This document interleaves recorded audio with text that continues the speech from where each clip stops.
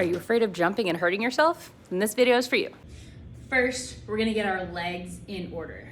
So I'm gonna have my feet hip width apart, feet poking straight, and I wanna come up onto my toes and back down. So just little heel rocks. So when I come up onto my toes, right, I'm not trying to flail out to the side, right? I'm just gonna come up and right back down. Up, right back down.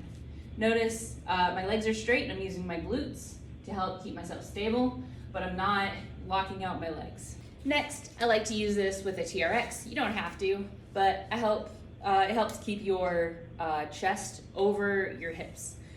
So again, feet straight, shoulder width apart. I'm gonna come down, bringing my hips back, and then I'm gonna come up onto my toes. Down, back up onto my toes, pushing my hips forward at the top. Once you feel comfortable with this, you're just gonna add a little teeny tiny bit of a hop, right? So I'm gonna come down, I'm gonna come up, and just pop up off the ground. Down, back up, pop up. Down, pop up. Okay, once you feel more comfortable with that, try to do it without the TRX, okay? So come down, pop up, down, pop up. Next step above just hopping off the ground is we're gonna hop over an object.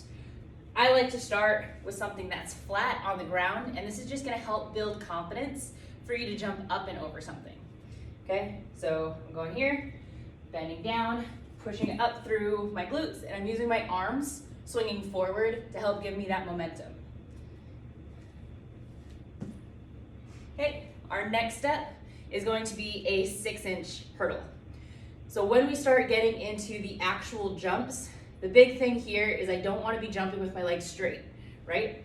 I want to think of bringing my knees up towards my chest, not just trying to kick over the hurdle, okay?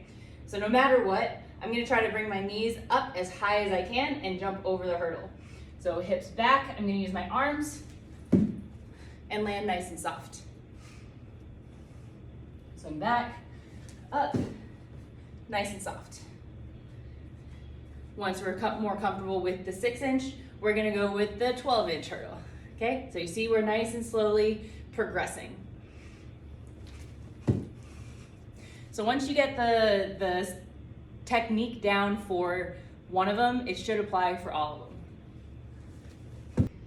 So now that we've done really well with the hurdles, we're gonna actually move to our box.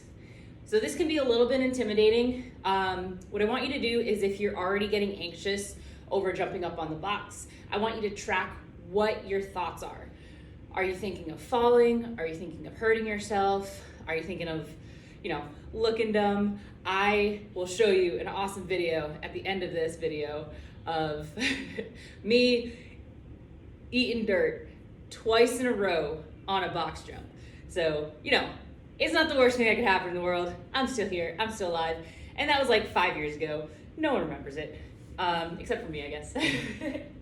Okay, so if this is your first time ever doing a box jump, I want you to just do a step up.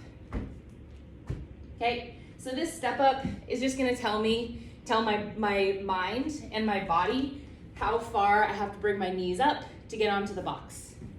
Okay, once I do a step up, my next step is I'm gonna be doing everything that I just did with the hurdle, and I'm just gonna stay in place and tuck my legs up. Okay, so I'm here. Okay, do I feel like I can get over the box? Okay. Okay, another thing, make sure your hands are closed. I've sprained my finger by swinging my arms wrong on a box jump once. Okay, so now we're gonna jump up onto the box. Okay, so I'm here, I'm swinging my arms back, being explosive, landing all the way on the top of the box, and then celebrate. Congratulations! Okay, so whether this is on the lowest part, the medium setting,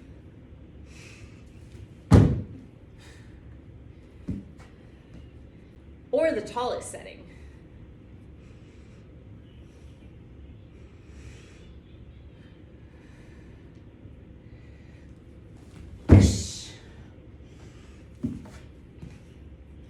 all box jumps are the same. It all comes from the momentum that you generate through your arms, through your hips, and through your legs. Once you can get that knee all the way up to your chest, you can score whatever jump you want. I hope this was helpful. Thanks guys for watching, and leave a like, share with all your friends. I'll see you guys in the next one. Bye.